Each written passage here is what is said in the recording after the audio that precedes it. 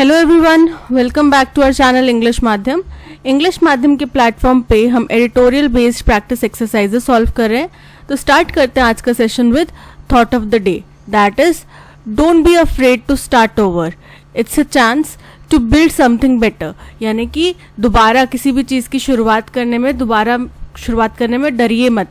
जैसे कि कई बार होता है ना कि किसी को फेलियर मिला, फिर वो निराश हो जाते हैं व्यक्ति कि पहले कोई बैंकिंग की तैयारी कर रहा था, यूपीएससी की तैयारी कर रहा था, फिर वो सोचते हैं कि अब मैंने इतना टाइम यूपीएससी को डेडिकेट करा, अब मैं वापस से बैंकिंग पे जाऊंगा तो मेरा टाइम कंज्यूम हो चुका है, मेरी एज नहीं है या फिर मैं नहीं कर पाऊंगा। तो ऐसे डरने की ज़रूरत नहीं है।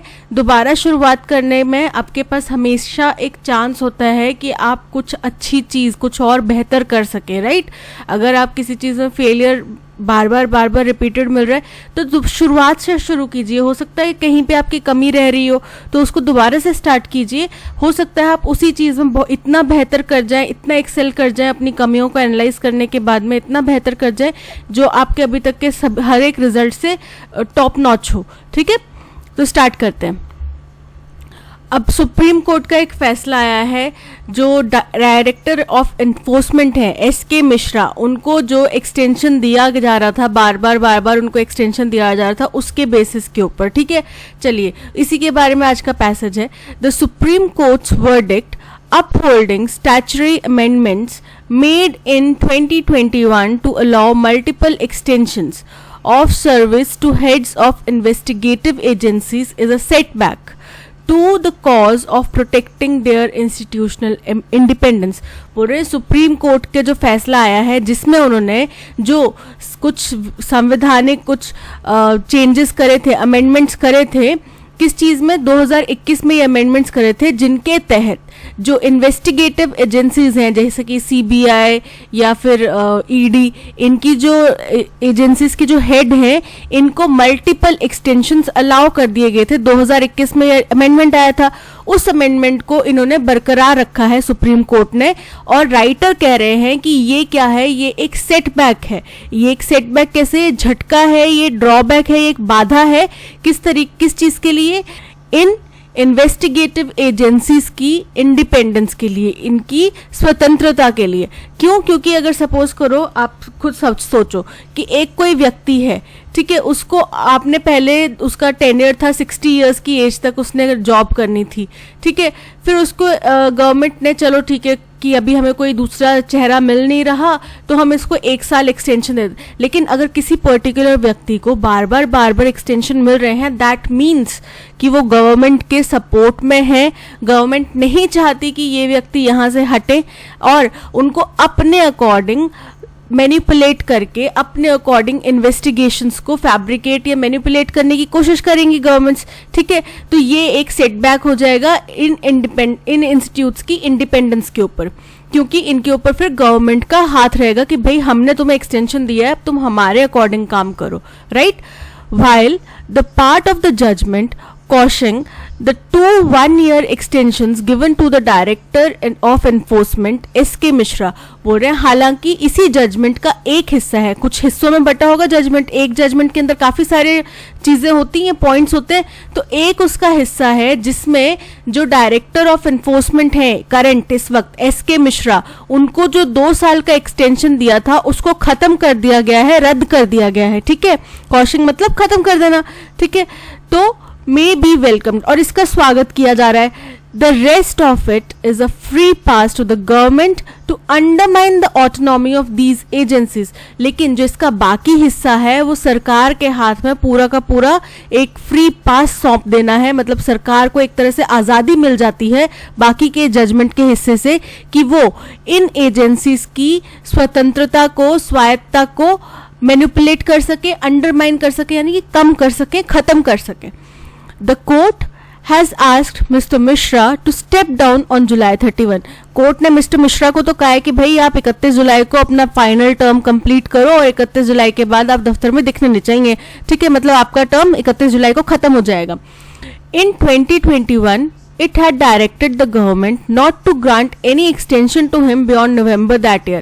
और इससे पहले 2021 में सुप्रीम कोर्ट ने इस फैसला दिया था कि मिस्टर मिश्रा को, एसके मिश्रा को नवंबर के आगे कोई भी एक्सटेंशन नहीं दिया जाएगा, यानी कि नवंबर 2021 में उनका लास्ट एक्सटेंशन था और उस टाइम पे उनको रिटायर हो जाना चाहिए था, बट स्टिल उनको और एक्सटेंशन अभी 2023 चल रहा है, ठीक है, यानी कि 2 साल और उनको एक्सटेंशन मिल गया। तो वो कह रहे हैं कि उनको फिर भी इतना ज़्यादा एक्सटेंशन मिल गया, तो इसलिए कोर्ट ने उनको क्लियर इंस्ट्रक्शन दिया कि 31 जुलाई is your last day at office, इसके बाद में आप स्टेप डाउन कर जाइए, ठीक है।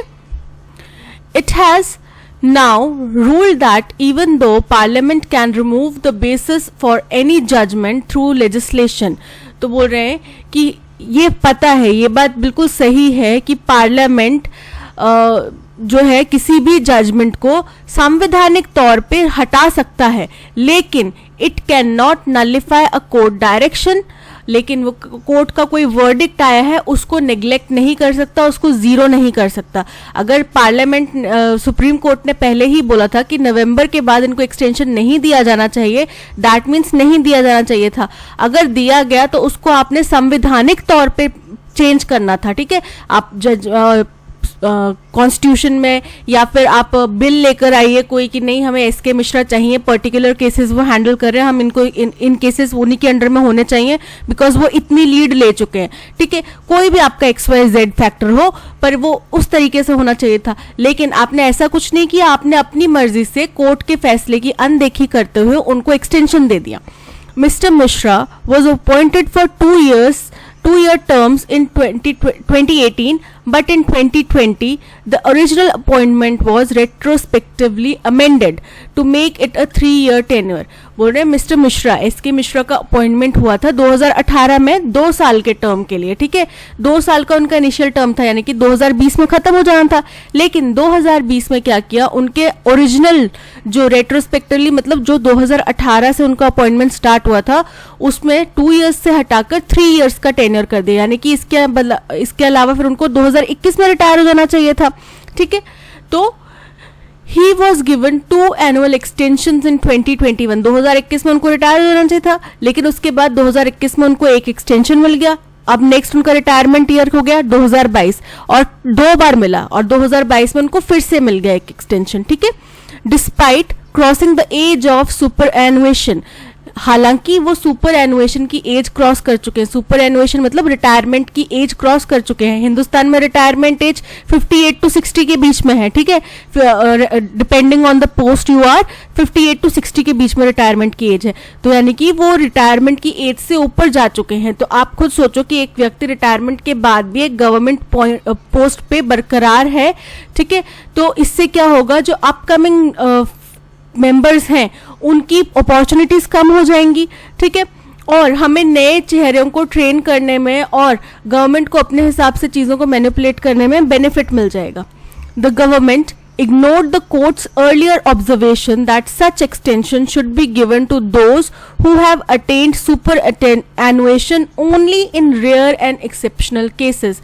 बोल रहे हैं सरकार ने सुप्रीम कोर्ट का जो आदेश था, पिछला आदेश था कि इस तरीके का एक्सटेंशन जो सुपर एनुएशन के बाद में यानी कि रिटायरमेंट के एज के बाद में अगर आप किसी को एक्सटेंशन दे रहे हैं वो केवल रेयर और एक्सेप्शनल केस में ही दिया जाना चाहिए। ऐसे नहीं कि हर किसी को आप सुपर एनुएशन के बाद में भी एक्सटेंशन दे रहे हैं, ऐसा नहीं होना चाहिए, बिकॉज फिर रिटायरमेंट एज फिक्स करने का मतलब ही नहीं रह गया।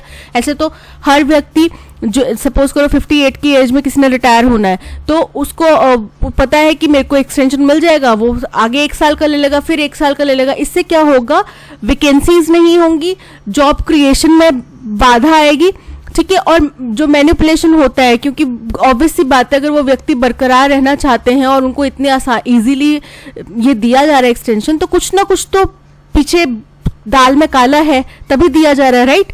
तो ये चीज नहीं होना चाहिए, ये केवल रेयरेस्ट ऑफ रेयर केस में, एक्सेप्शनल केस में ही होना चाहिए। जैसे सपोज करो कि कोई सीबीआई का केस चल रहा है, ठीक है, उसमें कोई उनका डायरेक्टर है, वो उसमें बहुत ज्यादा इन्वेस्टिगेशन कर चुका है, उनकी अंडर में ही, उनकी सुपरविजन के अंडर में बहुत ज्यादा इन्वेस्टिगेशन हो चुकी है। अब वो केस एकदम नियर टू क्लोजर है और हमें पता है कि इसमें अब क्लोजर आने वाला है, तो ठीक है, आप उनकी 60 ईयर्स की एज हो गई, उनका रिटायरमेंट का टाइम आ गया, अपने उनको दे दिया 1 साल का और टाइम दे दिया कि भाई चलो हो सकता है ये केस सॉल्व हो जाए।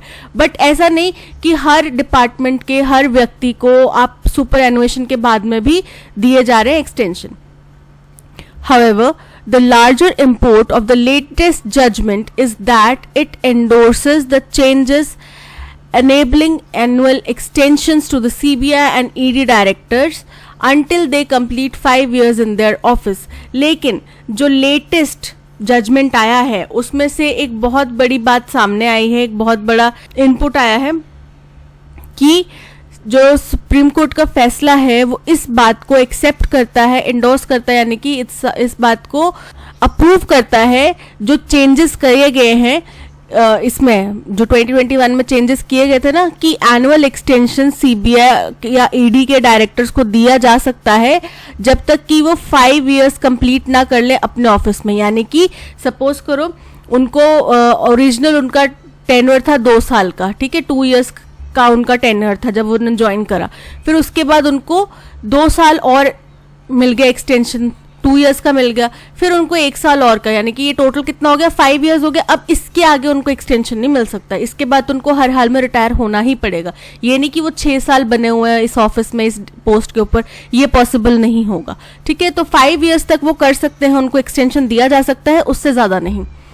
The heads of CBI and ED have an assured term of 2 years, regardless of superannuation। बोल रहे हैं चाहे उनने रिटायरमेंट की एज पार कर ली हो चाहे नहीं करी हो, ठीक है, उनका जब उनका हेड के तौर पे अपॉइंटमेंट किया जाएगा सीबीआई या ईडी के, तो 2 साल का तो उनका टेन्योर होगा ही होगा, यानी कि 2 साल तो उन्हें लगातार काम करना ही है, ठीक है। अगर सपोज करो किसी की 60 की 59 की एज में किसी का अपॉइंटमेंट हुआ सीबीआई के हेड के तौर पे, तो इन्हें 2 साल करना है, यानी कि 60 तक इन्हें करना है और 61 के बाद ये रिटायर होंगे। इसके बाद भी इनको 3 साल का एक्सटेंशन मिल सकता है, ठीक है, 3 साल का एक्सटेंशन, यानी कि लगातार 5 साल इस ऑफिस में बने रह सकते हैं। And the introduction of a power to extend it to 5 years means an officer may get up to 3 annual extensions। और बोल रहे हैं कि जो इसमें 5 साल का हमने एक्सटेंशन का लगा दिया है कि 5 साल ऑफिस में बना रह सकता है कोई व्यक्ति, तो इसका मतलब ये हुआ कि उनको 3 एनुअल एक्सटेंशन मिल सकते हैं, ठीक है, जैसा कि मैंने आपको बताया कि इनको 3 और एक्सटेंशन मिल सकते हैं। As the petitioner who challenged the extension given to Mr. Mishra as well as the court appointed amicus curiae। amicus curiae होते हैं एक सलाहकार जो सरकार जो कोर्ट्स के लिए सलाहकार के तौर पे काम करते हैं, रिसर्च करेंगे, सब जगह पे डेटा लेकर आएंगे, बातचीत करेंगे और फिर कोर्ट को बताएंगे कि आप जो आपको इस अकॉर्डिंग ये मेरे सामने ये ऑब्जर्वेशन सामने आई हैं, अब इसके बेसिस पे अपना फैसला देखो, अपने पक्ष में लेना है विपक्ष में लेना है। वो उनको ये नहीं बोलेंगे कि आप फैसला किस फॉर्मेट में लो, लेकिन वो उनके सामने सारा डेटा प्रेजेंट करेंगे उनके एक सलाहकार के तौर पे, ठीक है। तो उन्होंने क्या किया कि जिस व्यक्ति ने जो एक्सटेंशन दिया गया था मिस्टर मिश्रा को, उसको चैलेंज करा था, उसके अगेंस्ट में पिटीशन फाइल करी थी वो, और जो कोर्ट द्वारा एमिकस क्यूरी अपॉइंट किए गए थे, और दोनों ने ही इस बात को माना, इस बात का तर्क दिया कि piecemeal extensions undermine the independence of the office. Piecemeal मतलब टुकड़ों में दिया जाने वाला, ठीक है, तो टुकड़ों में दिया जाने वाला है कि 3 एनुअल एक्सटेंशन, यानी कि 1+1+1, ये 1 साल का एक्सटेंशन दिया जा रहा है। तो ये जो 1 साल का एक्सटेंशन दिया जा रहा है, ये इस ऑफिस की सीबीआई और ईडी और बाकी इन्वेस्टिगेटिव एजेंसीज की स्वायत्तता को, उनकी स्वतंत्रता को प्रभावित करेगा, उनकी स्वतंत्रता को कब कर देगा या खत्म कर देगा। And encourage a carrot and stick policy to make directors toe the government's line. और बोल रहे हैं कि ये क्या करेगा, carrot and stick policy. Carrot and stick policy का मतलब होता है एक तरीके से अच्छा भी होगा बुरा भी होगा, इस पॉलिसी के ऊपर चलेगा, और क्या करेगा, जो भी इसके डायरेक्टर्स होंगे उनको मजबूर कर देगा कि गवर्नमेंट के अनुसार वो अपना आचरण करें, गवर्नमेंट के अनुसार वो चले, ठीक है। टो दी गवर्नमेंट्स लाइन, किसी की टो दी लाइन का मतलब होता है कि आप उनके अनुसार, उनके पद चिन्हों पे चल रहे हैं, उनके अनुसार अनुसरण कर रहे हैं, उनके अनुसार चल रहे हैं, ठीक है। तो डायरेक्टर्स को मजबूर कर देगा कि वो उनके अनुसार चलेंगे, सरकार के अनुसार, यानी कि सरकार के हाथ की कठपुतली बन गए। अब सरकार चाहेगी कि इधर छापा मारो तो उधर छापा मरेगा, जो कि इस वक्त पे बहुत ज्यादा बीजेपी गवर्नमेंट के ऊपर इल्जाम भी लगाए जा रहे हैं कि वो एनफोर्समेंट डायरेक्टरेट को और ईडी को या फिर फिर सीबीआई को अपने अकॉर्डिंग मैनिपुलेट कर रही है और अपने ऑपोजिशंस के ऊपर जानबूझ के रेड डलवा रही है, उनको जानबूझ के टारगेट कर रही है। हो रहा है ये चीज, और इसका हम क्लियर यहाँ से जो राइटर का एक डर है उससे देख सकते हैं कि वो क्या कहना चाह रहे हैं। The court has rejected without much justification their contention that the 2021 changes to the Central Vigilance Commission Act, the Delhi Special Police Establishment Act and the fundamental rules go against the spirit of earlier judgments that mandated fixed tenures to the CBI and ED heads only to insulate them from extraneous pressure।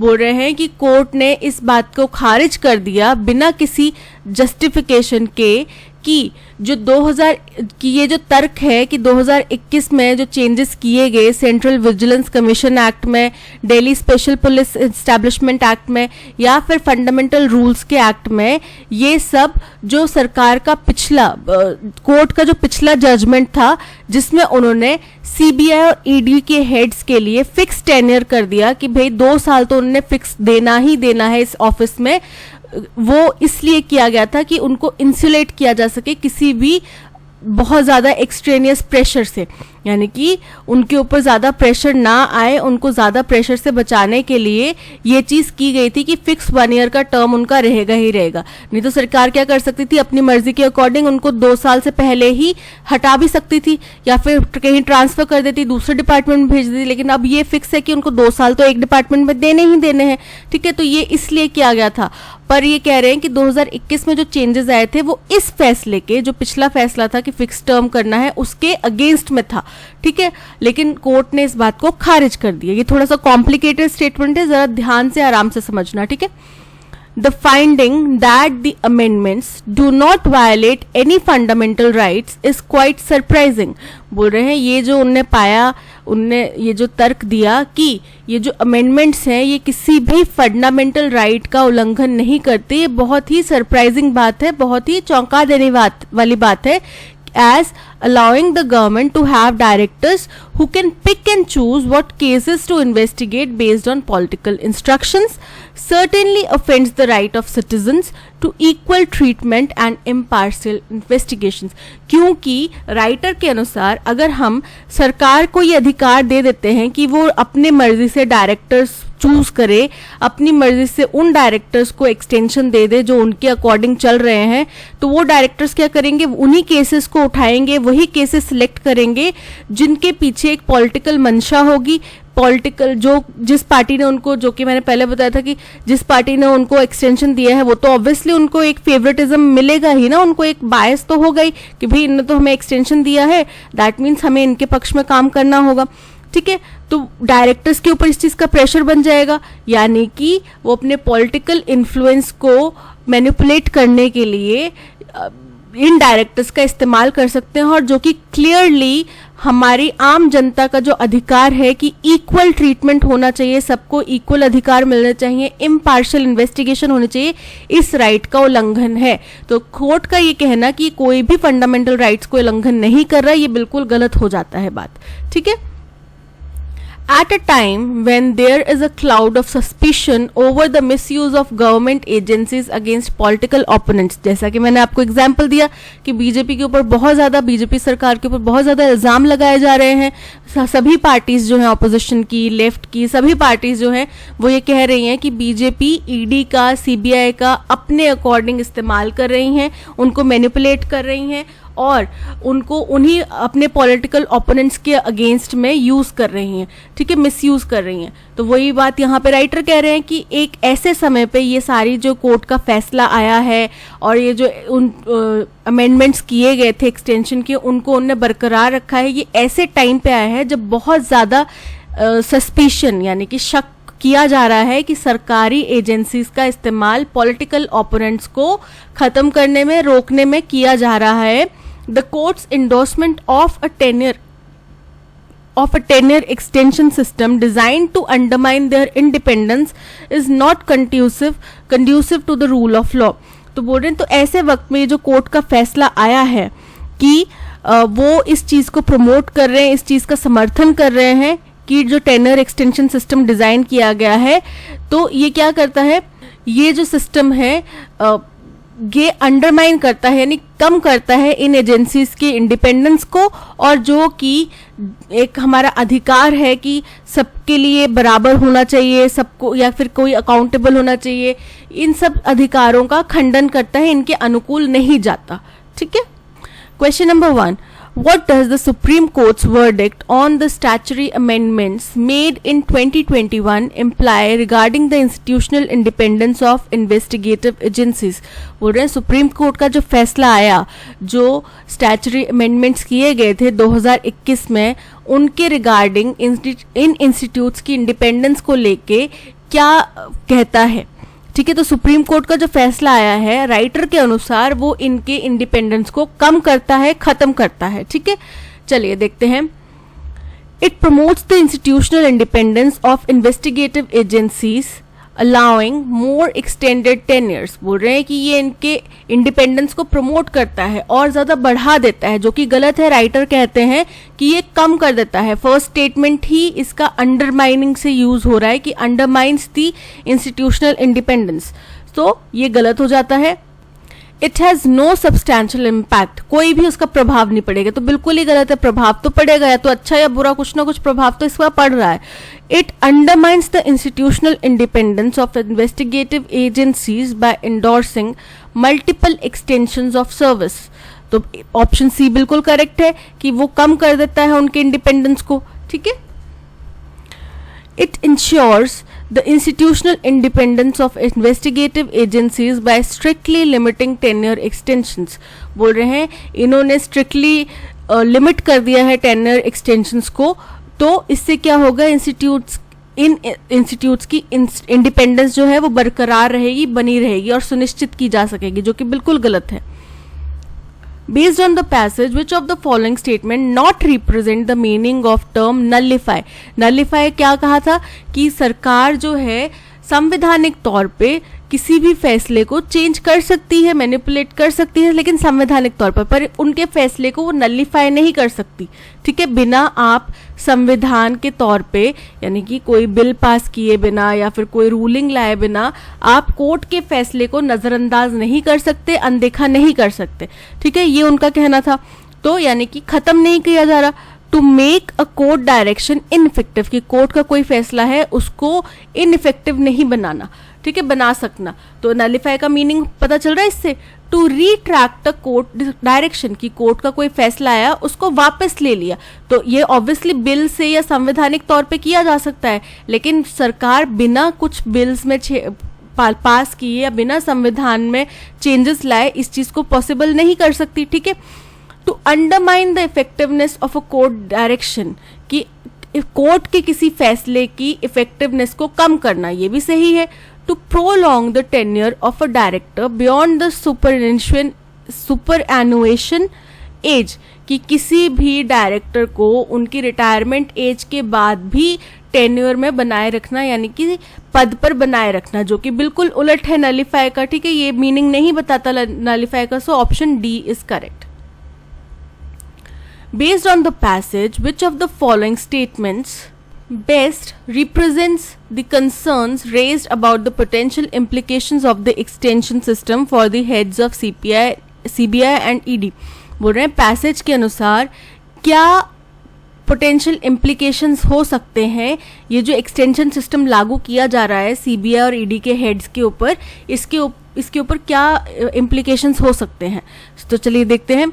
The extension system comprises the objective functioning of the CBI and ED, as it can encourage directors to prioritize cases based on political instructions, thereby violating the rights of citizens to equal treatment and impartial investigation। बिल्कुल सही option है, क्योंकि ये कह रहे हैं कि अगर एक्सटेंशन सिस्टम को हम लाएंगे तो ये सीबीआई की जो ऑब्जेक्टिव फंक्शनिंग है, ईडी की जो ऑब्जेक्टिव फंक्शनिंग है, मुख्य कार्य प्रणाली है, उसके ऊपर प्रभाव डालेंगे। क्यों? क्योंकि इससे क्या होगा कि जो ईडी के या सीबीआई के डायरेक्टर्स हैं वो उन्हीं केसेस को प्रेफरेंस देंगे, उन्हीं केसेस को सिलेक्ट करेंगे जिसके लिए उनको पॉलिटिकल इंस्ट्रक्शंस आए होंगे। बिकॉज इनको एक्सटेंशन देने में के पीछे पॉलिटिकल मंशा तो साफ जाहिर हो रही है। ठीक है, तो पॉलिटिकल इंस्ट्रक्शंस जिनके पीछे होंगे वही केसेस ये सिलेक्ट करेंगे, और इससे क्या होगा, जो आम जनता का या हर एक नागरिक का अधिकार है कि हमें इक्वल राइट्स, इक्वल अधिकार, इम्पार्शियल इन्वेस्टिगेशन हमारे सामने आनी चाहिए, वो क्या होते हैं, खत्म होते हैं। तो option A is absolutely correct. चलिए आगे चलते हैं। At a time when there is a cloud of suspicion over the misuse of government agencies against political opponents, the court's endorsement of a tenure extension system designed to undermine their independence is not conducive to the rule of law। बोल रहे हैं एक ऐसे समय में जब पहले ही सरकार के ऊपर ये शंका की जा रही है कि वो इन्वेस्टिगेटिव एजेंसीज का गलत इस्तेमाल कर रहे हैं, दुरुपयोग कर रहे हैं अपने पॉलिटिकल ओपोनेंट्स के अगेंस्ट में, तो कोर्ट का ये जो फैसला है जो कि इसको मंजूरी देता है, इसको स्वीकृति देता है, इसको प्रमाणित करता है एक्सटेंशन सिस्टम को, जो वो एक्सटेंशन सिस्टम को जो कि इन डिपार्टमेंट्स के इंडिपेंडेंस को ख़त्म करने के लिए बनाया गया था, ये लॉ के तहत सही नहीं है, लॉ के अनुकूल नहीं है। ठीक है, तो यहाँ पे हमें बताना है एंडोर्समेंट का मीनिंग जो सब हो सकता है एक्सेप्ट, यानी कि ये 4 दिए हैं, इनमें से हर कोई एंडोर्समेंट का मीनिंग हो सकता है केवल एक को छोड़ के। पहला है अप्रूवल, एंडोर्समेंट का मतलब है स्वीकृति देना, अप्रूवल देना। ठीक है, एडवोकेसी, एंडोर्समेंट का मतलब प्रसार करना भी होता है, एडवोकेसी भी करेक्ट है। डेरिसन, डेरिसन का मतलब होता है किसी चीज की निंदा करना, रेडिक्यूल करना किसी को, ठीक है, मॉक करना, तो डेरिसन तो इसका मीनिंग नहीं हो रहा। और सपोर्ट, सपोर्ट ऑब्वियसली एंडोर्स कर रहा है, यानी कि कोर्ट इस फैसले को सपोर्ट कर रहा है। तो ये तीनों जो है approval, advocacy and support, endorsement के मीनिंग है डेरिसन एक्सेप्ट डेरिसन। डेरिसन एंडोर्समेंट का मीनिंग नहीं है, so option D is correct. Based on the passage what is the tone of the author, तो क्या टोन है ऑथर की, भाई ऑथर ने बहुत ज्यादा घोर तौर पे क्रिटिसाइज करा है, क्रिटिकल टोन है उनकी। क्यों? क्योंकि उनने अंडरमाइन द ऑटोनॉमी वर्ड का यूज करा सबसे पहली चीज, तो जिसका मतलब होता है उनकी स्वतंत्रता को, स्वायत्ता को खत्म करना। तो खत्म करें दैट मीन्स क्रिटिसाइज करें कि भाई आप उनकी इंडिपेंडेंस को खत्म करो। किसी की इंडिपेंडेंस खत्म करना कोई अच्छी बात तो है नहीं, क्रिटिसाइज कर रहे हैं मतलब। दूसरा चीज उन्होंने बोला है कि ये conducive is not conducive to rule, जो अभी हमने लास्ट क्वेश्चन में पढ़ा, रूल ऑफ लॉ, यानी कि ये लॉ के अगेंस्ट में जा रहा है, लॉ के तहत भी अनुकूल नहीं है। तो इस तरीके के वर्ड्स उन्होंने यूज करे हैं जो कि बताते हैं कि ये फैसले के अगेंस्ट में है, क्रिटिसाइज कर रहे हैं। So option C critical is correct. What is the main theme of the passage, passage की मेन थीम क्या है? The merits of tenure extension in investigative agencies. बोल रहे हैं इन्वेस्टिगेटिव एजेंसीज में टेन्योर एक्सटेंशन के क्या फायदे हैं, तो हमने फायदे तो देखे नहीं, नुकसान हमने बहुत पढ़ लिए। ठीक है, तो ये तो गलत हो जाता है। The increase in judicial authority in India, कि जुडिशियल सिस्टम में कितनी ज़्यादा अथॉरिटी है, कितनी ज़्यादा पावर उसकी बढ़ती जा रही है हिंदुस्तान में। कि जैसा कि हमने पहले भी देखा था कि कोर्ट जब तक हस्तक्षेप नहीं करे तब तक सरकार ढंग से काम करती ही नहीं है। तो ये लेकिन यहाँ पे हमारे इस आर्टिकल का मुख्य पर्पस ये नहीं था। The impact of autonomy and independence on investigative agencies, की जांच एजेंसियों के ऊपर ऑटोनॉमी और इंडिपेंडेंस का क्या प्रभाव पड़ता है। जाहिर सी बात है, अगर हम उनकी ऑटोनॉमी और इंडिपेंडेंस को रोकने की कोशिश करेंगे, काबू में करने की कोशिश करेंगे, तो वो सही तरीके से जांच नहीं हो पाएंगी और जांच मैनिपुलेटिव होगी। ठीक है, so option C is correct. Identify whether the given statements are true और फॉल्स। 2 स्टेटमेंट दिए गए हैं ए और बी, तो या तो ए और बी दोनों ट्रू होंगे, या फिर ए और बी दोनों फॉल्स होंगे, या फिर ए ट्रू बी फॉल्स, या ए फॉल्स बी ट्रू, ऐसा कुछ होगा। ठीक है, तो हमें देखना है क्या यहाँ पे बन रहा है। The government ignored the court's earlier observations that such extension should be given to those who have attained superannuation only in rare and exceptional cases। बिल्कुल सही है, कोर्ट की पिछली ऑब्जर्वेशन में उन्होंने यही कहा था, बिल्कुल सही है ये। कोर्ट के पिछले फैसले में उन्होंने यही चीज कही थी कि अगर सुपर एनुएशन की एज किसी की हो चुकी है तो केवल रेयर और एक्सेप्शनल केस में ही हमें एक्सटेंशन देना चाहिए, अदरवाइज ऐसा नहीं कि हर किसी को हमने एक्सटेंशन दे दिया। ठीक है, तो ये बिल्कुल सही है, ए इज ट्रू, तो ए है ट्रू। बी देखते हैं, the court has asked mister Mishra to step down on July 31, बिल्कुल सही है, जुलाई 31 में उनको स्टेप डाउन करने के लिए कहा. In 2021 it had directed the government not to grant any extension to him beyond December that year, जो कि दिसंबर नहीं नवंबर दैट ईयर, उस साल नवंबर से आगे उनको कोई एक्सटेंशन देने के लिए मना किया था.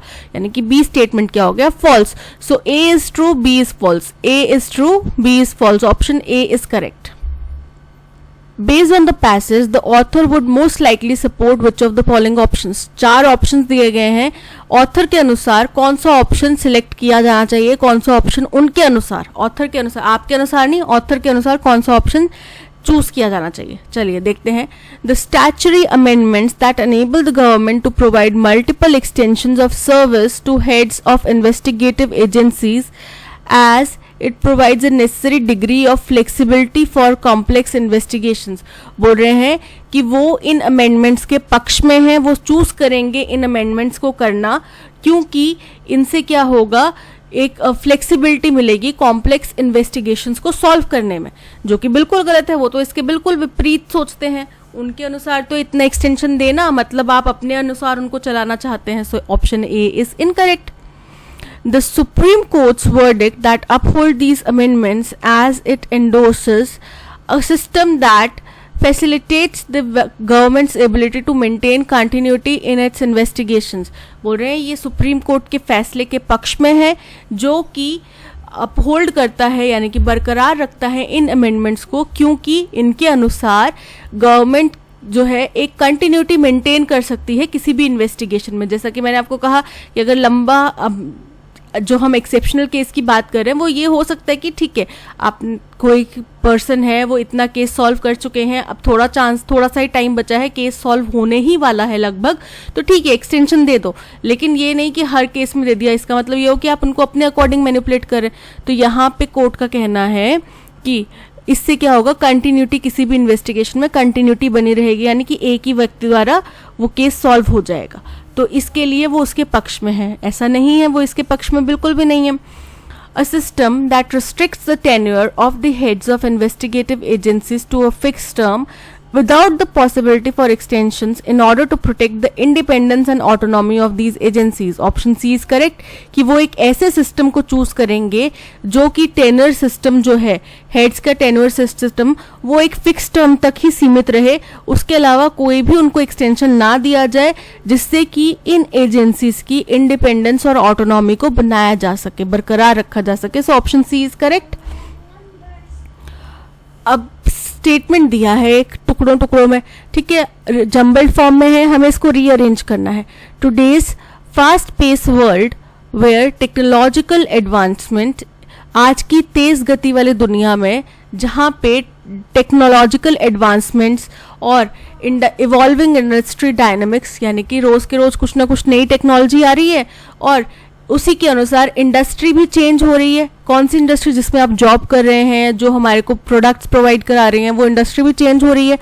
Upskilling has become indispensable to career growth in, बोल रहे हैं अपस्किलिंग यानी कि अपने आप को अपग्रेड करना, नई नई स्किल्स सीखना, ये एक इंडिस्पेंसिबल पार्ट बन चुका है. अगर किसी व्यक्ति को अपने करियर में ग्रोथ चाहिए तो उसका एक बहुत ही महत्वपूर्ण अंग बन चुका है. And shifting employer expectations significantly influence the job market. और जो एम्प्लॉयर की एक्सपेक्टेशन यानी कि जो भी हायरिंग एजेंसीज हैं, हाँ कंपनीज हैं, जो जॉब प्रोवाइडर हैं, वो क्या कर रहे हैं, वो अपना एक्सपेक्टेशन भी चेंज कर रहे हैं. और किस लिए, किस हिसाब से चेंज कर रहे हैं, जो टेक्नोलॉजिकल एडवांसमेंट हो रहे हैं उस हिसाब से. जैसे पहले ऑटोमेशन नहीं होता था तो क्या है कि एक जगह से दूसरी जगह खुद उठा के चीजें लेके जानी पड़ती थी. अब क्या है, कन्वेयर बेल्ट्स का इस्तेमाल होता है, पीएलसी स्काडा सिस्टम का इस्तेमाल होता है, तो ऑटोमेटिक ही चीजें अपग्रेड होती जा रही हैं. ठीक है, ह्यूमन इन्वॉल्वमेंट कम होता जा रहा है, तो उसी अकॉर्डिंग उनको उन स्किल्स के अकॉर्डिंग बंदे चाहिए. अब हमें मैनुअल लेबर जो है उतना उस इंडस्ट्री में कम लगेगा और उसमें हमें उस स्किल का व्यक्ति चाहिए जिसको पीएलसी स्काडा आता हो, जो उस सिस्टम को अब चला सके. ठीक है, तो इस हिसाब से फिर अगर कोई व्यक्ति है जो 10th पास करके इंडस्ट्री में लगा था, अगर उसने अपने आप को अपग्रेड नहीं करा तो वो उस इंडस्ट्री से निकल जाएगा. तो बेस्ट तरीका यही है कि आप अपने आप को अपग्रेड करते रहिए, स्किल करते रहिए, अपस्किल। तो यहाँ पे देखो, अपस्किलिंग, अपने आप को अपग्रेड करना, ये हमारे करियर ग्रोथ का सबसे महत्वपूर्ण हिस्सा बन चुका है, इनडिस्पेंसेबल पार्ट बन चुका है, अभिन्न अंग बन चुका है। ठीक है, इन कहाँ पे, इन आज की fast pace world, in today's fast pace world, जहाँ पे technological advancements, evolving industry dynamics and shifting employer expectations significantly influence the job market. ठीक है, ये बन गया हमारा अरेंजमेंट। चलिए, यानी कि फर्स्ट स्टार्ट होएगा अपस्किलिंग से। Upskilling has become indispensable to career growth in and shifting employment expectation. Career growth किस चीज में, इन आगे इनकम्प्लीट है, एंड शिफ्टिंग एम्प्लॉय, तो ऑप्शन ए इनकरेक्ट है। चलिए, टुडेज फास्ट पेस वर्ल्ड, आज की तेज गति दुनिया में जहां पे technological advancements, evolving industry dynamics and shifting employer expectations significantly influence the job market where technological advancements, evolving industry dynamics, ये बिल्कुल गलत हो गया। ठीक है, अरेंजमेंट हमारा पूरा ही नहीं हो रहा। upskilling has become indispensable to career growth in today's fast-paced world where technological advancements, evolving industry dynamics and shifting employer expectations significantly influence the job market in today's fast-paced world. Option C correct है. Option C is correct. Select the most appropriate meaning of the given idiom. Idiom दिया है, इसका सबसे सही meaning जो है वो बताना है। After 3 marriages, 3 शादियों के बाद में many men would have been more than ready to call it a day, यानी कि 3 शादियों के बाद में बहुत सारे मर्द ऐसे होंगे जो इसको कॉल इट अ डे, यानी कि इसको खत्म कर देंगे, स्टॉप कर देंगे, यानी कि फिर वो शादी दोबारा नहीं करना चाहेंगे। सो कॉल इट अ डे मतलब किसी चीज को बंद कर देना, खत्म कर देना, आगे उस चीज को परस्यू नहीं करना। तो 3 शादियों के बाद में बहुत सारे आदमी ऐसे होंगे जो दोबारा शादी नहीं करना चाहेंगे, यानी कि उस काम को आगे परस्यू नहीं करेंगे। Call it as a bad day, कि इसको बुरा दिन कहेंगे। Call it as a good and productive day, यानी कि इसको अच्छा और प्रोडक्टिव डे बताएंगे। Stop thinking in day time, दिन के समय में सोचना बंद कर देंगे। स्टॉप वर्किंग ऑन समथिंग, उस चीज के ऊपर काम करना बंद कर देंगे। So option D is correct. Sentences दिए गए हैं, फर्स्ट और सेकंड सेंटेंस जो है वो एकदम करेक्ट ऑर्डर में है। इसी बीच में ए, बी, सी और डी को हमने अरेंज करना है। ठीक है, चलिए। Rajasthan recently released the draft Rajasthan platform based gig workers registration and welfare bill 2023 for public comments। बोल रहे हैं राजस्थान ने रिसेंटली जो उनका एक ड्राफ्ट था Rajasthan platform based gig workers registration and welfare bill 2023, इसको पब्लिक कमेंट्स के लिए खोल दिया है, यानी कि जनता की इस पे सलाह मांगी है। ठीक है, the Rajasthan gig workers bill is a first of its kind legislation in India that assures gig workers of social security, welfare schemes and rights protection। बोल रहे हैं राजस्थान का ये जो बिल है जिग वर्कर्स बिल, ये अपनी तरह का पहला संवैधानिक बिल है इंडिया में। इस तरीके का पहला संवैधानिक बिल है जिसमें जिग वर्कर्स की सोशल सिक्योरिटी, वेलफेयर स्कीम्स और प्रोटेक्शन, अधिकारों की, राइट्स की प्रोटेक्शन के ऊपर बिल बनाया गया है। It has come at the heels of labor protest in Delhi by delivery workers at Zomato-owned Blinkit। बोल रहे हैं ये किसके बाद में आया? ये इमीडिएटली बाद में आया जब लेबर्स ने प्रोटेस्ट करा दिल्ली में।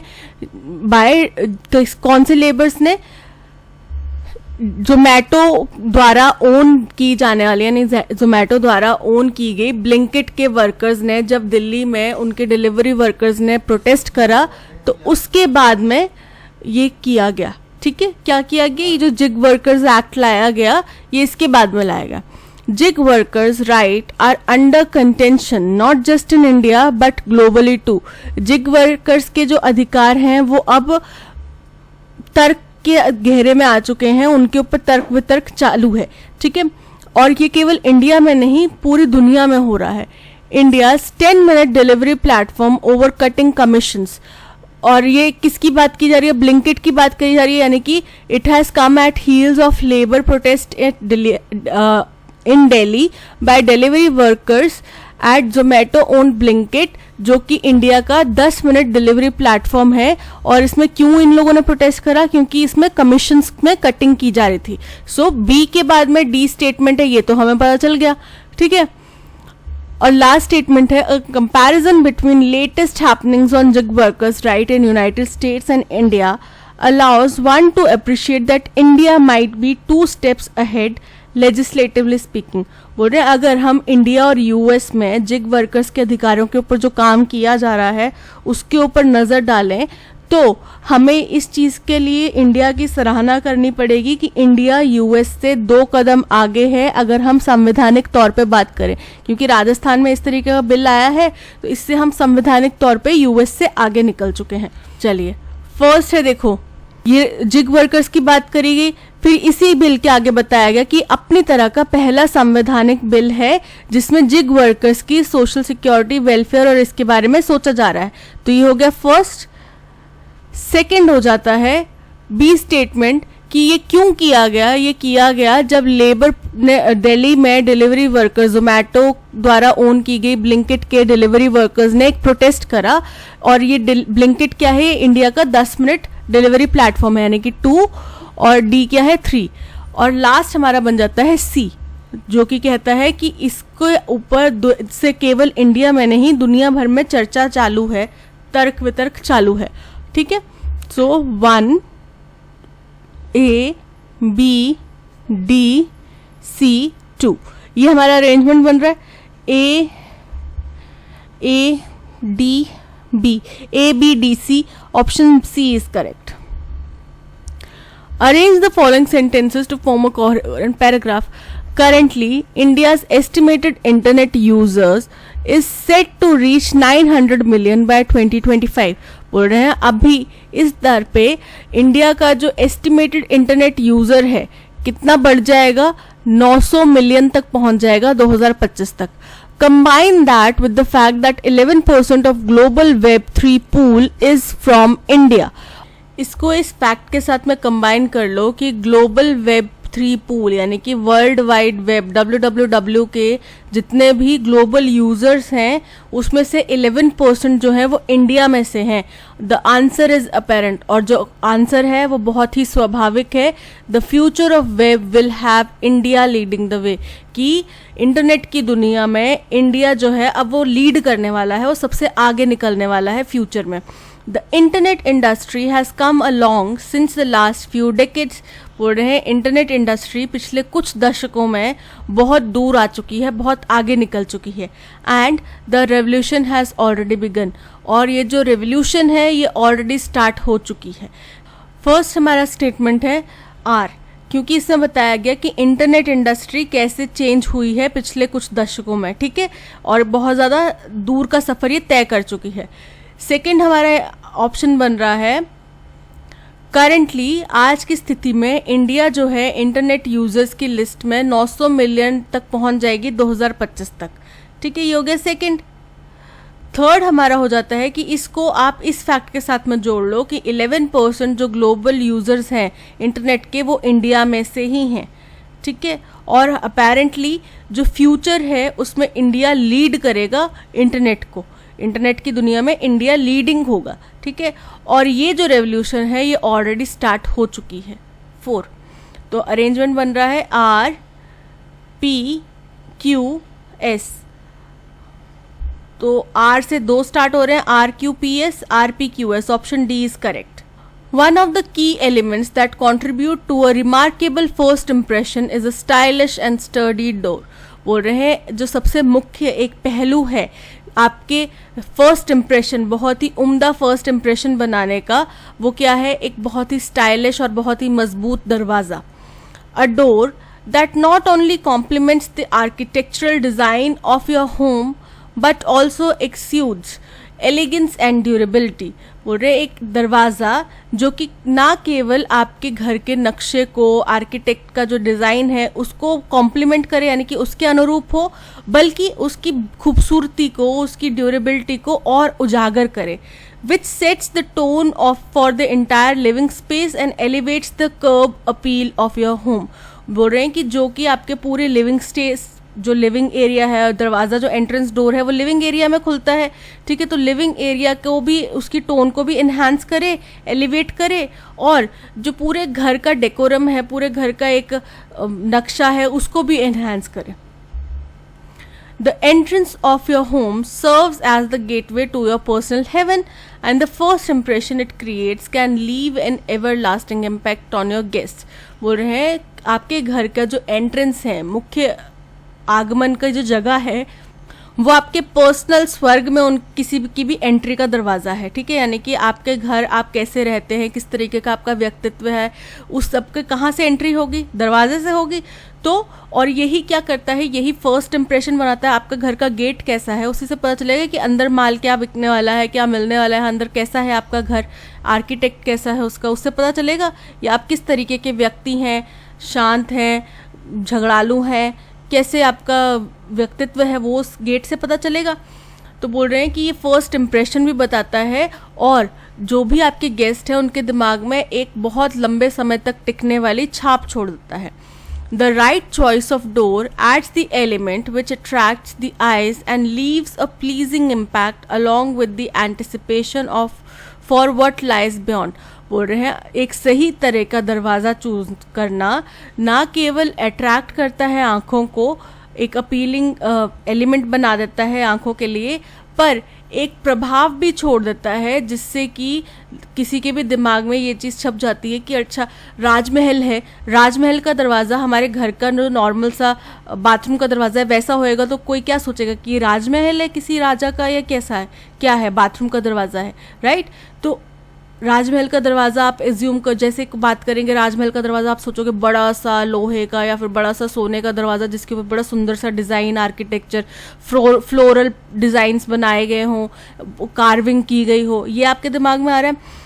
आप एक प्लेन सा दरवाज़ा वुड का, ब्राउन कलर का, वो एज्यूम करके देखो राजमहल के दरवाजे में, नहीं समझ में आ रहा ना, वो मैच नहीं कर रहा, आपकी इमेजिनेशन ही नहीं मैच कर रही उसको। तो यही चीज़ होती है कि दरवाज़ा कैसा है उससे पता चलेगा कि अंदर क्या है, घर किस तरीके का है, ठीक है, ये यहाँ पे कहना चाह रहे हैं। चलिए, तो फर्स्ट जो अरेंजमेंट होगा वो होगा आर, क्योंकि यहाँ पे बताया गया कि एंट्रेंस जो है घर का वही गेटवे होता है, और इसी से फर्स्ट इम्प्रेशन जाता है जो कि बहुत लंबे समय तक प्रभाव छोड़ सकता है। फर्स्ट हो गया। सेकंड हो जाएगा इस फर्स्ट इम्प्रेशन को ही आगे कंटिन्यू करते हुए कि एक की एलिमेंट होता है रिमार्केबल फर्स्ट इम्प्रेशन बनाने का, स्टाइलिश और स्टर्डी दरवाज़ा, ठीक है। थर्ड हो जाता है एक दरवाज़ा ना केवल आपके घर के डिज़ाइन को कॉम्प्लीमेंट करता है बल्कि उसको और बढ़ा देता है, उसकी ब्यूटी को और चार चांद लगा देता है, ठीक है। और फोर्थ हो जाएगा कि सही तरीके का दरवाज़ा चूज़ करना केवल ना आँखों के लिए अच्छा है, ना केवल सिर्फ आँखों के लिए अच्छा है, बल्कि वो ये भी दिमाग में छाप छोड़ता है कि आगे क्या हमें मिलने वाला है, हम किस तरीके के लोगों के घर जा रहे हैं, ठीक है। 4 तो अरेंजमेंट बन रहा है आर पी क्यू एस, ठीक है। आर से 2 स्टार्ट है, R P Q S, R S Q P Q, so option A R P Q S is correct. However, there is one key element that has acted as a catalyst and fueled the growth of Indian startup ecosystem, the rise of startup incubator। बोल रहे हैं हालांकि एक मुख्य element जो है, मुख्य बिंदु जो है जिसने कि इस सिस्टम में, इंडियन स्टार्टअप इकोसिस्टम में कैटलिस्ट की भूमिका निभाई है। कैटलिस्ट क्या होता है, कोई भी केमिकल रिएक्शन होती है जैसे कि उसको और तेज़ करने के लिए, स्पीड अप करने के लिए एक कैटलिस्ट डाला जाता है। कैटलिस्ट एक तरीके का मीडियम होता है जो इस रिएक्शन को जल्दी कर देता है, फास्ट कर देता है, ठीक है। तो इस इंडियन स्टार्टअप इकोसिस्टम को इसकी ग्रोथ को बनाने के लिए, इसको और तेज करने के लिए कैटलिस्ट के तौर पे क्या चीज़ काम कर रही है? Startup incubators. स्टार्टअप इनक्यूबेटर्स क्या होते हैं? सरकारी, गैर सरकारी संस्थान जो कि इन स्टार्टअप सिस्टम्स को मदद करते हैं फाइनेंशियल तौर पे या फिर सलाह के तौर पे, किसी भी तौर पे उनको हेल्प करते हैं। जैसे कि शार्क टैंक इंडिया है, वो गैर सरकारी संस्थान है, वो इनको फाइनेंशियल तौर पे हेल्प कर रहे हैं। इसके अलावा गवर्नमेंट ऑफ इंडिया की भी कई सारी पॉलिसीज हैं जिनके तहत वो इन स्टार्टअप्स को पैसा फंड कर रही हैं। ठीक है, तो ये क्या हो गया? ये स्टार्टअप इनक्यूबेटर हो गया। In recent years India has emerged as one of the most vibrant startup ecosystem in the world. पिछले कुछ सालों में इंडिया सबसे ज़्यादा वाइब्रेंट, सबसे ज़्यादा तेज़ स्टार्टअप इकोसिस्टम बनाने में कामयाब हो पाया है, स्टार्टअप इकोसिस्टम बनकर उभर कर सामने आया है दुनिया में। This growth is driven by a number of factors including a young and growing population. ये जो नंबर है कि दुनिया में हम इतना बड़े स्तर पर स्टार्टअप इकोसिस्टम बना रहे हैं, वो बहुत सारे फैक्टर्स उसमें काम करते हैं। सबसे पहला जैसे कि है कि हमारी यंग पॉपुलेशन बहुत ज़्यादा है, हमारी पॉपुलेशन बढ़ बहुत तेज़ी से रही है। राइजिंग मिडिल क्लास, हमारी मिडिल क्लास पॉपुलेशन बहुत तेज़ी से बढ़ रही है। And a government that is increasingly supportive of home grown entrepreneurs. और एक ऐसी सरकार जो घरेलू एंटरप्रेन्योर्स को प्रोत्साहन देती है, उनको मदद करती है। In 2021, we saw a record number of startups being founded in the country with over 14,000 new registered businesses, which has only doubled since then. बोल रहे हैं 2021 में हमने बहुत भारी रिकॉर्ड तोड़ नंबर के स्टार्टअप्स देखे, जो कि 14,000 से भी ज़्यादा नए बिजनेस रजिस्टर किए गए थे 2021 में, जो कि तब से लेके अब तक डबल ही हुए हैं। ठीक है, तो सबसे पहला यहाँ पे अरेंजमेंट बन रहा है क्यों कि पिछले कुछ सालों में इंडिया का स्टार्टअप सिस्टम जो है वो बहुत तेज़ी से बढ़ा है और दुनिया के सामने बहुत तेज़ी से उभर कर सामने आया है। ठीक है, ये हो गया फर्स्ट। सेकेंड स्टेटमेंट हो जाएगा कि 2021 का अगर हम डेटा, क्योंकि ये एक टाइम डिफाइन कर रहा है और उसका डेटा लेकर आ रहा है, तो ये क्या कर रहा है, बता रहा है कि 2021 का अगर डेटा देखें तो 14,000 रिकॉर्ड तोड़ के 14,000 नंबर के नए बिजनेस रजिस्टर किए गए थे और तब से अभी तक ये डेटा बढ़ा ही है। सेकंड हो गया। थर्ड हो जाता है आर, कि ये जो ग्रोथ नंबर है ये बहुत सारे फैक्टर्स से अफेक्ट किया है, बहुत सारे फैक्टर्स की वजह से हो पाया है पॉसिबल। ये हो गया थर्ड। और फोर्थ हमारा हो जाता है कि हालांकि एक बहुत मुख्य एलिमेंट जो कैटलिस्ट के तौर पे काम करता है वो स्टार्टअप इनक्यूबेटर का है, फोर्थ। ठीक है, तो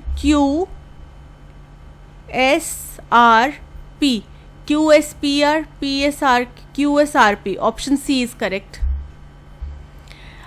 In today's fast-paced world, the design of commercial interior spaces has become more than just an aesthetic choice. बोल रहे हैं आज के फास्ट पेस दुनिया में जो कमर्शियल यानी कि ऑफिसेस का इंटीरियर डिज़ाइन है, इंटीरियर स्पेस है, वो केवल एस्थेटिक चॉइस बन के ना रह गया है, बल्कि उससे ज़्यादा बनकर सामने आता है। Enter human centred design briefs. Human center design briefs कर रहे हैं, यानी कि ह्यूमन, इंसान को मद्देनज़र रखते हुए हम डिज़ाइंस बना रहे हैं।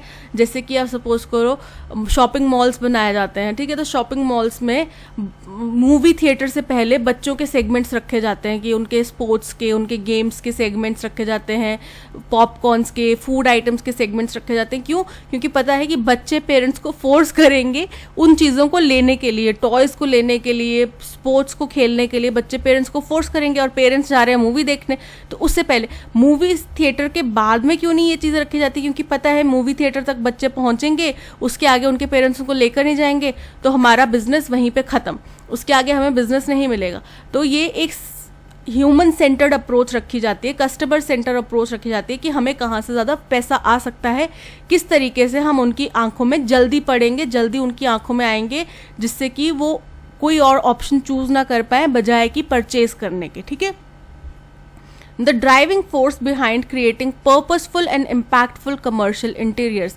और यही मुख्य कारण है कि सोच समझ के और प्रभावी तौर पे इंटीरियर डिज़ाइन किए जा रहे हैं कमर्शियल स्पेसेस के।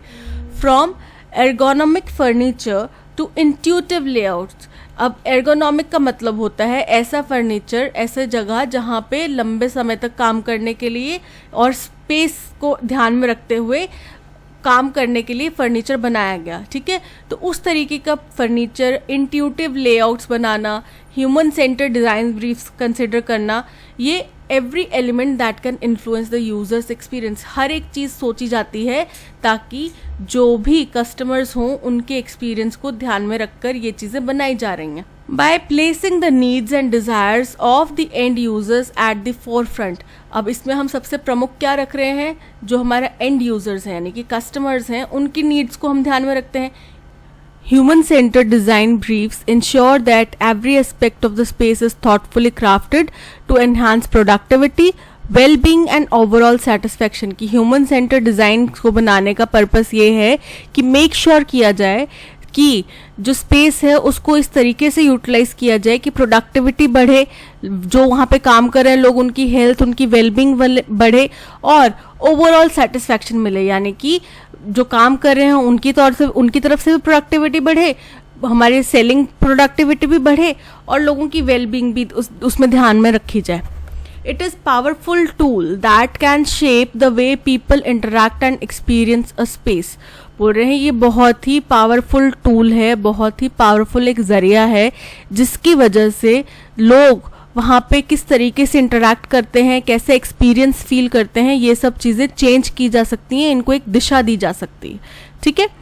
चलिए फर्स्ट जो हमारा स्टेटमेंट हो जाएगा वो हो जाएगा पी, कि आज की फास्ट पेस दुनिया में इस तरीके के डिज़ाइंस बनाना बहुत ज़रूरी हो गया है ताकि कमर्शियल इंटीरियर्स जो हैं वो पर्पसफुल और इम्पैक्टफुल तरीके से बनाए जाते हैं। सेकंड हमारा अरेंजमेंट हो जाएगा कि ये बहुत पावरफुल टूल है एक दिशा देने के लिए हमारे इंटरैक्शन को और एक्सपीरियंस को। सेकंड, थर्ड हो जाता है आर, कि सबसे पहले हम एंड यूजर्स की नीड को आगे रखते हैं, प्रमुख मानते हुए इस तरीके के डिज़ाइन क्रिएट कर रहे हैं, ठीक है। और फोर्थ हो जाएगा कि इसमें चाहे एर्गोनॉमिक फर्नीचर की बात हो, चाहे इंट्यूटिव लेआउट्स की बात हो, human centred approach, human centred designs जो है वो कंसीडर किए जाते हैं। 4 तो अरेंजमेंट बन रहा है P S R Q. P S R Q, option B is correct. The Europeans and especially the French will take heed of the fact that Narendra Modi is attending the Bastille Day parade। बोल रहे हैं Europeans और ख़ास तौर पे French लोग जो हैं वो इस फैक्ट के ऊपर, इस पॉइंट के ऊपर बहुत बारीकी से नज़र बना के रखे हुए हैं या बहुत ध्यान दे रहे हैं कि नरेंद्र मोदी जी वो बास्टिल डे परेड को अटेंड करने वाले हैं। This year, India and France are celebrating the completion of 25 years of strategic alliance and partnership। बोल रहे हैं इस साल इंडिया और फ्रांस जो है वो 25 सालों की स्ट्रैटेजिक अलायंस और पार्टनरशिप कंप्लीट हो जा रहे हैं इन दोनों देशों के बीच में, ठीक है। तो उसको सेलिब्रेट करने वाले हैं, which is celebrated in the same way as we celebrate Independence Day in India by a special military parade on the Camps Elysees in Paris। Camps Elysees in Paris जो है वो काफ़ी 1.9 किलोमीटर लंबा और 16 metre शायद चौड़ा stretch है, 69 या 16 ऐसा कुछ डिजिट है। जैसे कि हमारे इंडिया के रिपब्लिक डे परेड होती है राष्ट्रपति भवन से लेके रेड इंडिया गेट तक, ठीक है, और फिर वहाँ से जाती है आगे रेड फोर्ट तक। तो ये क्या है, ये पूरा रास्ता है। वैसे ही चैम्प्स एलिसिस जो है ये इसी तरीके का रास्ता है, ये जो बेस्टिल डे परेड है उसके लिए, ठीक है, पेरिस में। Therefore, the Indian Prime Minister Narendra Modi has been invited as guest of honor at the Bastille Day Parade on July 14th। इसीलिए हिंदुस्तान के प्राइम मिनिस्टर नरेंद्र मोदी को इनवाइट किया गया है as guest of honour Bastille day parade के लिए।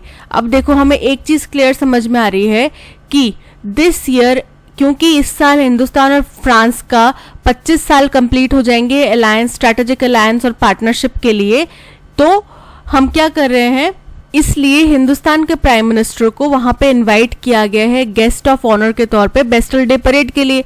यानी कि हमें ये समझ में आ गया कि क्यू के बाद में एस स्टेटमेंट आएगा। सेकंड, हमें एक और चीज़ समझ में आ रही है कि जैसे कि यहाँ पे बोला कि यूरोपियंस, खासतौर पे फ्रेंच लोग जो है इस बात पे बहुत ध्यान रख रहे हैं कि नरेंद्र मोदी जी जो बेस्टर डे परेड है, कॉमा इनकम्प्लीट स्टेटमेंट है, जो कि उसी तरीके से सेलिब्रेट की जाती है जैसे हिंदुस्तान में इंडिपेंडेंस डे सेलिब्रेट किया जाता है, by a special military parade on the Champs Elysees in Paris. ठीक है, यानी कि पी के बाद में आर स्टेटमेंट आएगा ही आएगा। और सबसे प्रमुख चीज़ जो समझ में आती है वो ये कि इस साल हमारे 25 साल कंप्लीट हो रहे हैं। ये पैसेज की शुरुआती स्टेटमेंट है, बिकॉज यहाँ से बताया जा रहा है कि हम हिंदुस्तान और फ्रांस के रिलेशनशिप की बात करने वाले हैं। ठीक है, तो क्यू के बाद में एस और फिर आ जाएगा पी और उसके बाद में आर, तो क्यू एस पी आर, ये हमारा अरेंजमेंट बन रहा है। Q S P R, option A is correct. The IITs and IIMs are India's dash higher education institutes।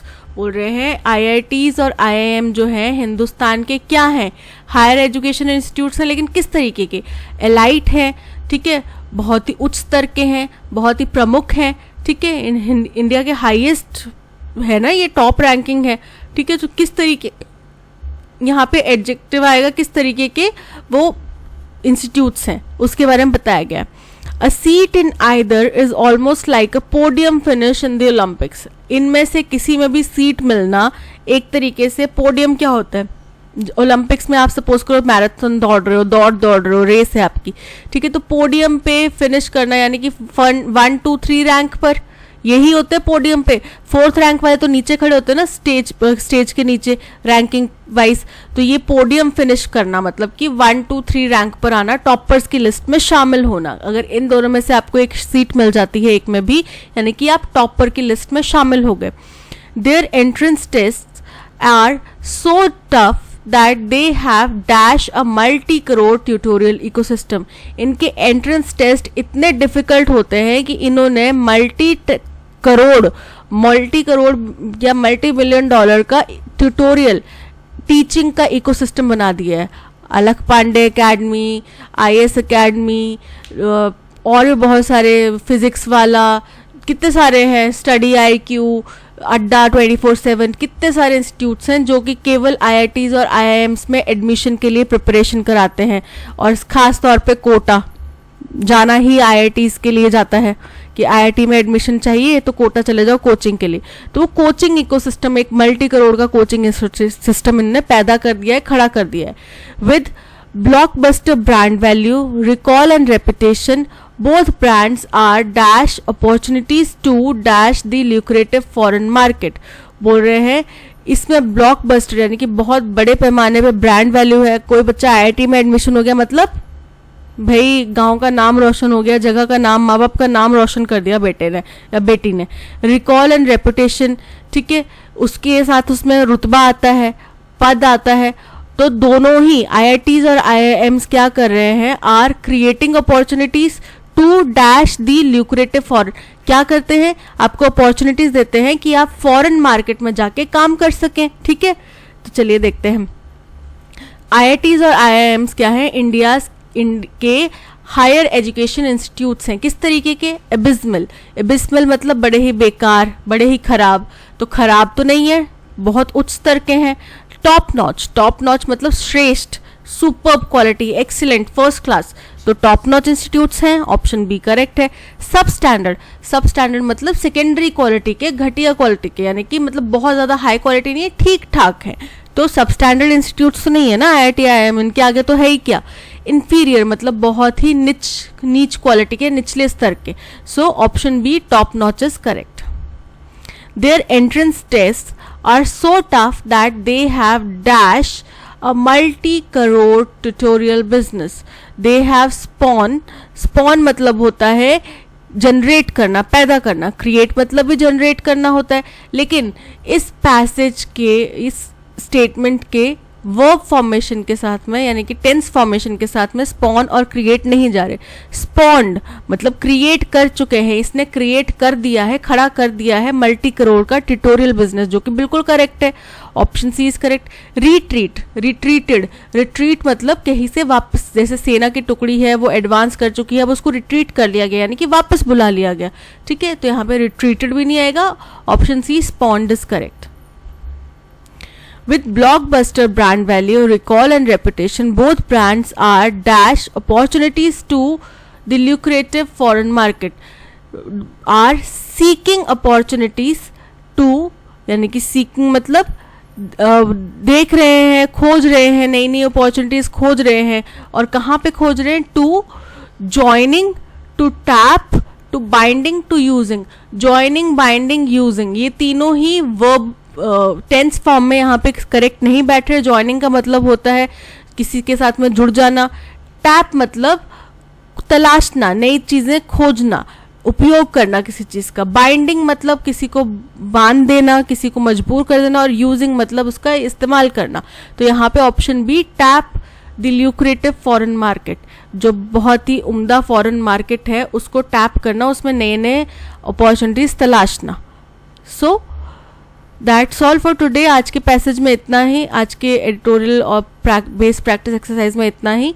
इसकी पीडीएफ और ऑडियो एक्सप्लेनेशन आपको टेलीग्राम चैनल पे मिल जाएगी, जिसका लिंक आपको डिस्क्रिप्शन में दे दिया गया है। ऐप भी आप डाउनलोड कर सकते हैं प्ले स्टोर से, या फिर डायरेक्ट लिंक जो कि डिस्क्रिप्शन में दिया गया है उससे भी डाउनलोड कर सकते हैं, ठीक है।